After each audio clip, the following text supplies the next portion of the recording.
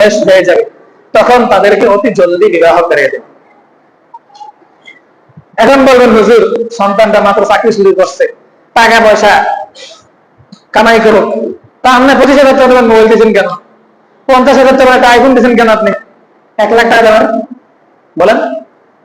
তা হুন্ডা কিনে দিয়েছেন, হুন্ডা কিনে করেন করে অ্যাক্সিডেন্টে ওখানে করেছে, হ্যাঁ এটা দিয়েছেন কেন আপনি? এই টাকার মধ্যে আরো কিছু মিলিয়ে দিলেন তার বিবাহ হয়ে যায়। বিবাহ করলে সে আল্লাহ বলে এমনি তার রিজিক বাড়ায় দেবে।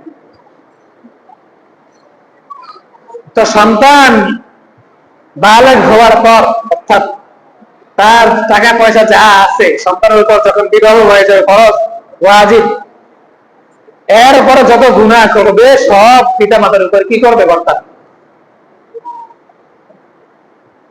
বলে হুজুর আমার কাছে কান্নাকাটি করছে, মোবাইল না দিলে পড়ালেখা করবে না। সন্তানকে সুশিক্ষায় শিক্ষিত করলে এটা চাইবে না আপনার কাছে সন্তান, এই জন্য আগে সুশিক্ষায় শিক্ষিত করতে হবে সন্তানকে। তো কি বললাম, সন্তানের যখন বয়স হয়ে যাবে, বালেগ হয়ে যাবে সন্তানের, তখন তাকে বিবাহ দিয়ে দেওয়া, সামর্থ্য অনুযায়ী কি দেওয়া, বিবাহ দিয়ে দেওয়া। হয়তো বিবাহ নয়তো রোজার মধ্যে রাখেন, হয়তো বিবাহ নয়তো কি রোজা রাখেন, সে আর গুনাহের মধ্যে লিপ্ত হবে না।